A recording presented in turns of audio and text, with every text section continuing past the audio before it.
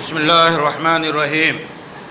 حضرات گرامی، medical science کا مسئلہ ہو، دوا کے بنانے کا مسئلہ ہو، تو اس سلسلے میں جو رائے لی جائے گی وہ ماہرین طب کی لی جائے گی، میڈیکل سائنس کے اسپیشلسٹ کی لی جائے گی۔ وہ جو رائے دیں گے اسی کو تسلیم کیا جائے گا اور وہی رائے مفید ہوگی۔ لیکن اگر کسی دوا کے بنانے کے بارے میں ایوان زیری اور ایوان بالا، لوک سبھا اور راجیہ سبھا کے ممبروں سے رائے لی جائے اور وہ رائے دیں کہ یہ دوا صحیح ہے، یہ دوا غلط ہے، تو کیا حشر ہوگا؟ کیا ہندوستان کا دستور اس کی اجازت دے گا؟ اسی طرح نکاح کا مسئلہ ہو، طلاق کا مسئلہ ہو، ایک طلاق ہو، دو طلاق ہو، تین طلاق ہو، اور اس کے سارے مسائل یہ قانون الہی سے ثابت ہیں، قرآن کی آیات اس بارے میں ہے۔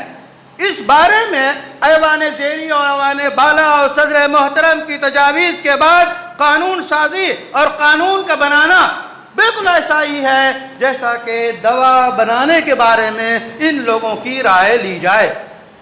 خود ماہرین قانون کہتے ہیں کہ طلاق قانون جو بنایا ہے ہندوستان کی موجودہ حکومت نے، وہ ہندوستان کے دستوری آئین اور بنیاد کے خلاف ہے۔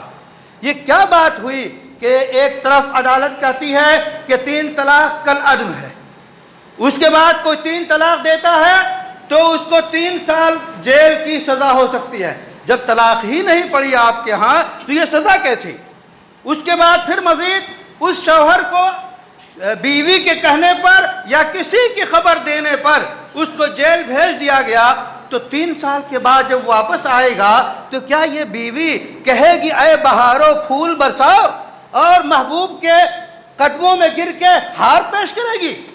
تو یہ جو بھی قانون پاس ہوا ہے ہندوستانی دستور کے مزاج کے خلاف ہے، شریعت کے خلاف ہے، قرآنی آیات کے خلاف یہ پیشکش کی گئی ہے کہ گویا یہ اسلامی قانون جو ہے نامکمل ہے، پارلیمنٹ اس کو مکمل کرتی ہے۔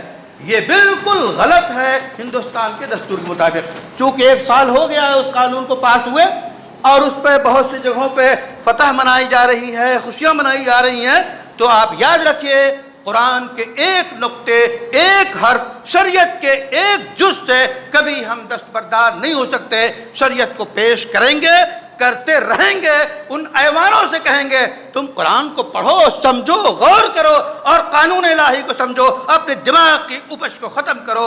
ربنا تقبل منا انک انت السمیع العلیم وتب علینا انک انت التواب الرحیم۔